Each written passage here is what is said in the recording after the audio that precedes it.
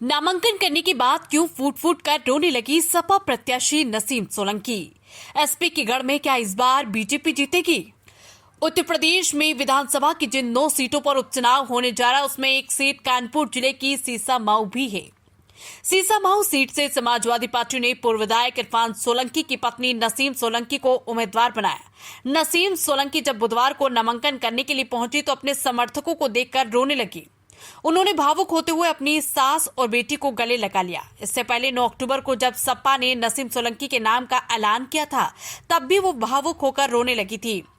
उन्होंने लोगों से कहा था कि ये सिर्फ विधायक जी इरफान का चुनाव है। उन्होंने लोगों से कहा था कि हम संघर्ष करने के लिए तैयार हैं।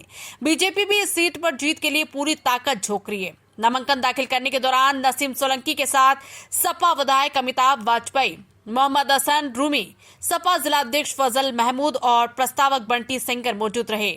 मंगलवार को ही नसीम सोलंकी ने लखनऊ में सपा प्रमुख अखिलेश यादव से मुलाकात की थी। सीसामाऊ विधानसभा सीट से 2022 के चुनाव में सपा के टिकट पर इरफान सोलंकी जीते थे। सोलंकी को आगजनी के एक मामले में 7 साल कैद की सजा सुनाए जाने के बाद उन्हें विधानसभा से अयोग्य घोषित कर दिया गया था। इस वजह से ये सीट खाली हुई है। बीजेपी ने अभी तक इस सीट से अपने उम्मीदवार के नाम का ऐलान नहीं किया। चुनाव कांग्रेस उपचुनाव की 9 में से 3 सीटों पर चुनाव लड़ना चाहती थी, लेकिन सपा ने उसके लिए गाजियाबाद और अलीगढ़ की खैर विधानसभा सीट छोड़ी है।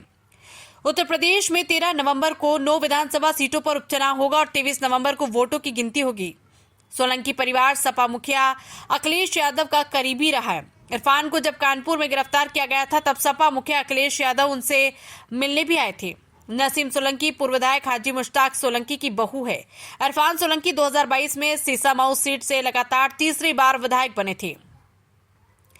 देखना होगा कि क्या सीसामाऊ में नसीम सोलंकी पति की जीत का सिलसिला बरकरार रख पाएगी। सीसामाऊ सीट पर समाजवादी पार्टी का दबदबा रहा है, लेकिन इस बार बीजेपी इस सीट को जीतने के लिए पूरा जोर लगा रही है। बीजेपी कार्यकर्ताओं को उम्मीद है कि इस बार सीसामाऊ में हार का सिलसिला टूटेगा। नसीम सोलंकी को सपा का उम्मीदवार बनाने के बाद से ही बीजेपी यहां पर नई रणनीति के साथ चुनाव लड़ रही है। माना जा रहा है कि पार्टी हिंदू वोटों को एकजुट करने की रणनीति पर काम कर रही है। उत्तर प्रदेश के इस उपचुनाव को बीजेपी बेहद गंभीरता से ले रही है, क्योंकि लोकसभा चुनाव के नतीजे उसके लिए खराब हो रहे थे। उपचुनाव की कमान खुद मुख्यमंत्री योगी आदित्यनाथ ने संभाल ली है। योगी आदित्यनाथ उपचुनाव वाली सभी 9 सीटों पर प्रत्याशियों के लिए जमकर प्रचार करेंगे। गुटबाजी को लेकर अखिलेश यादव सतर्क। सपा प्रत्याशी नसीम सोलंकी के नाम का ऐलान होने के बाद जब पार्टी में बगावत के सुर सुनाई दिए तो खुद अखिलेश यादव ने इस मामले में दखल दिया। बताना होगा कि सीसामाऊ सीट पर चुनावी तैयारी की समीक्षा करने आए प्रदेश अध्यक्ष श्यामलाल पाल को सामने हंगामा हुआ था। गुटबाजी की वजह से पार्टी को चुनाव में नुकसान होने की आशंका को देखते हुए अखिलेश यादव ने महानगर अध्यक्ष समेत सभी विधायकों और चुनाव प्रभारियों को लखनऊ बुलाया था। हम बहुत हिम्मती, हम नहीं रो रहे हैं, बस विधायक जी को याद करके थोड़ा सा भावुक हो गए थे। बाकी कोई बात नहीं, हम बहुत हिम्मती है, इंशाल्लाह कर ले जाएंगे। नामांकन कराने आई है परिवार के साथ आई हैं। कैसा महसूस कर रही हो? पूरा परिवार मेरे साथ में है, मेरी सीसामाऊ की जनता भी सब मेरे साथ में है। बस एक इंसान नहीं है, बाकी सब मेरे साथ है। इस बात का बस थोड़ा सा हमें दुख है। भाजपा को टक्कर दे देंगे। अब मैदान में आए हैं तो अल्लाह से दुआ करते हैं कि हर चुनौती को कामयाबी से कर सकें। इंशाल्लाह कोशिश करेंगे पूरी कि अब मुझे तो हर पार्टी से फाइट करना है जी। महिला है, जीत जाएंगी, क्या कुछ करेंगी? इंशाल्लाह जो चीज़ें सामने आएंगी हम कोशिश करेंगे सारे काम बखूबी निभाएं। जिस तरीके से हमारे परिवार में होते रहे काम, मेरे ससुर जी ने करे हैं मरून में।